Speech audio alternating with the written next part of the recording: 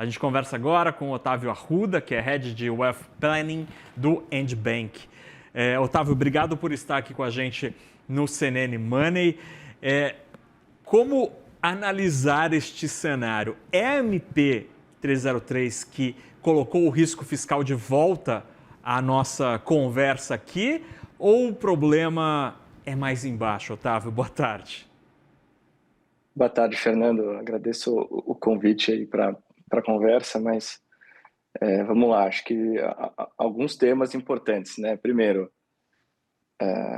entender como surgiu, né? As coisas acontecem com uma frequência, né, tão acelerada, né, e num ritmo aí que a gente às vezes não está acostumado, e esquece como as coisas começam, né? Como as discussões começam. A gente tem que lembrar que no momento desse ano a gente teve um aumento do IOF para várias frentes, foco maior aí em câmbio, crédito e previdência privada.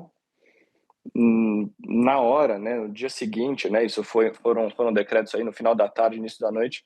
No dia seguinte já teve uma reação muito negativa do mercado, do próprio Congresso, e como uma forma de mitigar essa reação negativa, ou pelo menos negociar, enfim, falando um pouco da arte política da coisa, foi apresentada essa MP, né, que caiu, que é a 1303, e o que a gente tem nisso, né? Ela era uma medida provisória que estava ali na gaveta, né? É um projeto e uma mudança na regra fiscal brasileira que eventualmente vai ser aprovado e vai acontecer, que é uma unificação das alíquotas de mercado financeiro e vamos falar, uma simplificação dessas coisas, o que não é ruim, objetivamente.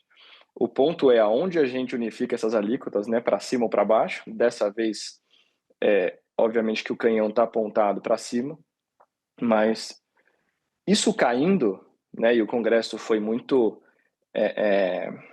duro, né, nessa derrota do governo. O que a gente tem que lembrar, né? A medida provisória, ela veio como uma contrapartida para que os decretos do IOF caíssem ao final do ano.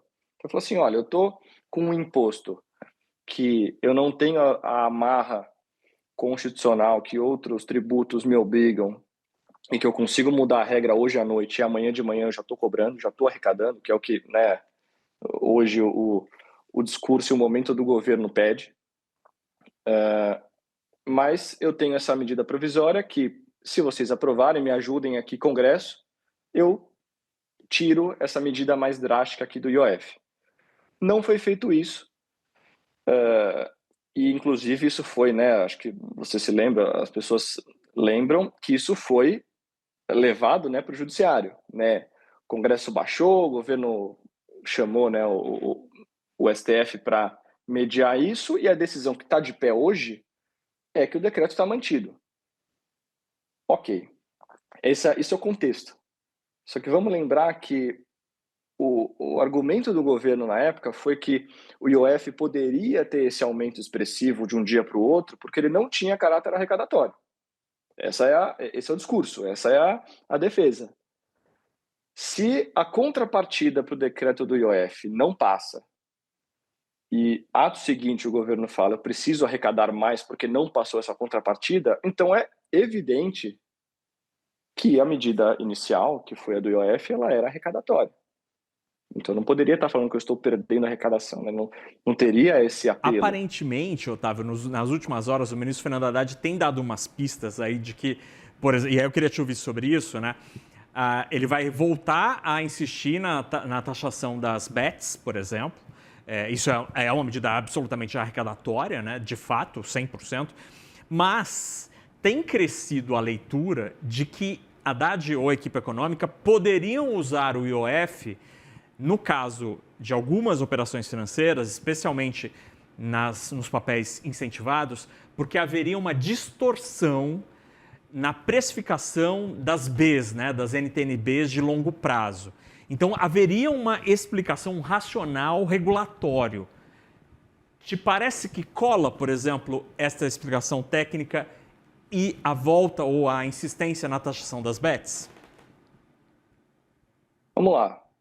colar ou não colar é subjetivo, né? Acho que no direito e na política você consegue defender quase tudo, né? A depender do lado que você está, mas vamos tentar deixar uma coisa mais objetiva. O ponto é, de novo, um novo aumento ou uma mira atirando com o canhão do IOF, que é a resposta fácil, né?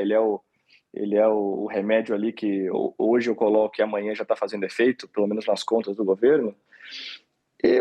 Ele, de novo, ele tem esse caráter de flexibilidade temporal, de eu não precisar esperar um ano calendário, não precisar esperar 90 dias, outras amarras que outros tributos têm, justamente porque ele é considerado um imposto extrafiscal.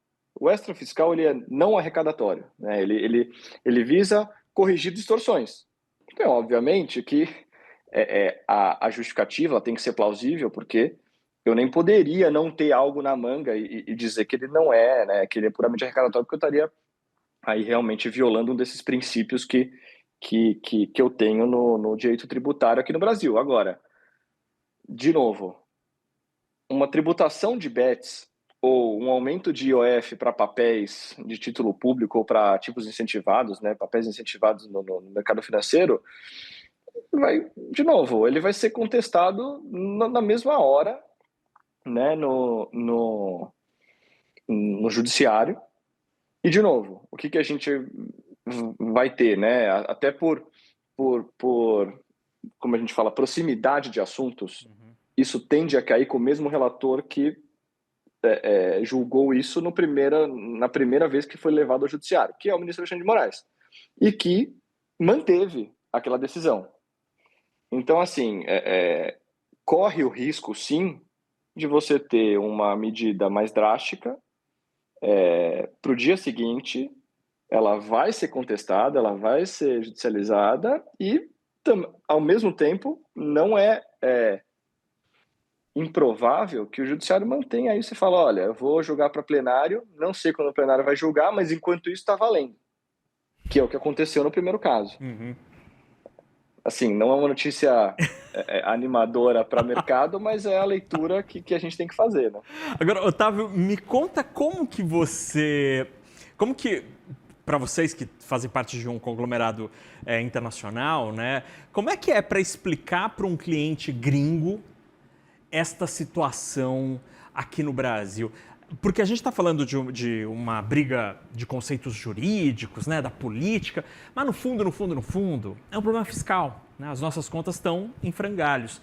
Qual que é a leitura do gringo sobre esta situação? É curioso, né? Às vezes a gente tem dividido em duas partes, né? A resposta. Primeiro, explicar não dá para explicar, né? É uma coisa nossa aqui, né? Enfim, burocracias e políticas, e acho que o maior das dores aqui é insegurança jurídica, né? A gente está falando hoje, amanhã, tudo que a gente falou pode ser jogado fora e a gente tem uma outra realidade que vem, né, cobrindo a anterior. Isso é muito ruim para você prever ou pelo menos estimar um investimento de longo prazo. Como é que você vai precificar, né? E pensando aqui de forma bem objetiva, né?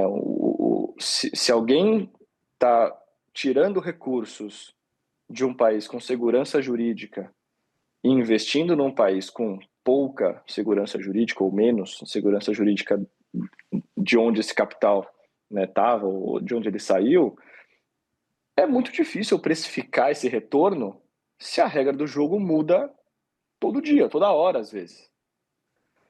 Então, isso é uma forma diferente assim de lidar com isso, porque justamente por ter esse problema sistêmico de, né, executivo brigando com o legislativo, brigando com o judiciário, e tudo isso, né, até a gente estava vendo agora a fala do ministro, uma coisa que não passa afeta diretamente as contrapartidas, no legislativo, de emendas, etc. Né? Assim, olha, você fechou uma torneira, eu fecho outra. E tem esse jogo político que vai até a segunda página do jogo legítimo.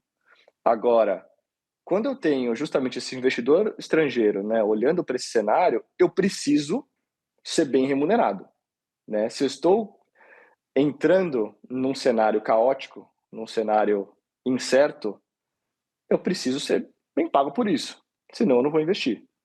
Então isso também tem uma certa pressão aí por esse retorno, e que às vezes, né, o estrangeiro sem esse, né, sem estar inserido aqui no barulho, ele enxerga assim oportunidades. Tanto é que a gente teve sim um aumento de investimentos, pelo menos aqui no grupo, né, de investimentos de não residentes nessa segunda metade do ano, e ao mesmo tempo, pela incerteza, você tem um aumento de brasileiros investindo no exterior. Ah. É curioso, é um movimento curioso. Muito bem, a gente conversou com o Otávio Arruda, que é Head de Wealth Planning do Endbank. Obrigado pela conversa, meu caro. Foi interessantíssimo. E a gente volta a conversar porque é bem interessante ouvir como os não residentes avaliam o nosso Brasil com essa aqui. Obrigado pela conversa. Perfeito, eu que agradeço, Fernanda. Tchau, Tchau, tchau. tchau.